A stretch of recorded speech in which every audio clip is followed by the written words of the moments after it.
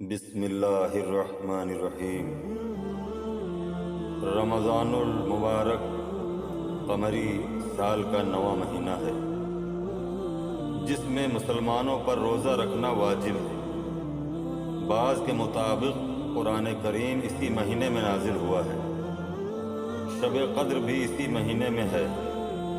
شیعوں کے پہلے امام حضرت علی علیہ السلام اسی مہینے کی 21 تاریخ کو شہادت کے مقام پر فائز ہوئے۔ اس مہینے کی اہم ترین عبادت میں روزہ رکھنا، قرآن مجید کی تلاوت، شب قدر میں شب بیداری کرنا، دعا و استغفار، مومنین کو افطاری دینا اور فقیروں اور حاجت مندوں کی مدد کرنا شامل ہے۔ مسلمان اس مہینے کو عبادت کا مہینہ قرار دیتے ہوئے اس کے لیے نہایت احترام اور قدر و منزلت کے قائل ہیں۔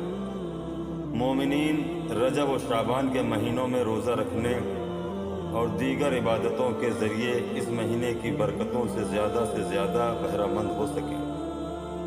رمضان سورج کی شدید گرمی و حرارت کے معنی میں ہے اور قمری سال کے 9ویں مہینے کو کہا جاتا ہے، جس میں مسلمانوں پر روزہ رکھنا واجب ہے۔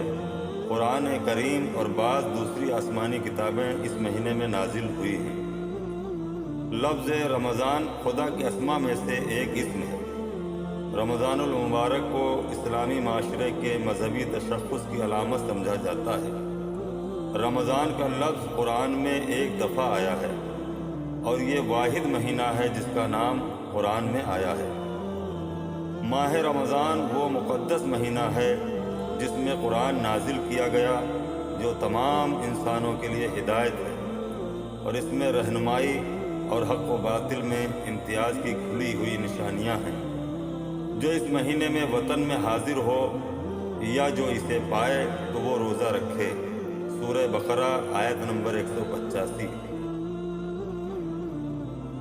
اسی طرح سورہ قدر میں شب قدر کو نزول قرآن کی رات قرار دی گئی ہے اور مفسرین کے مطابق شب قدر ماہ رمضان میں واقع ہے۔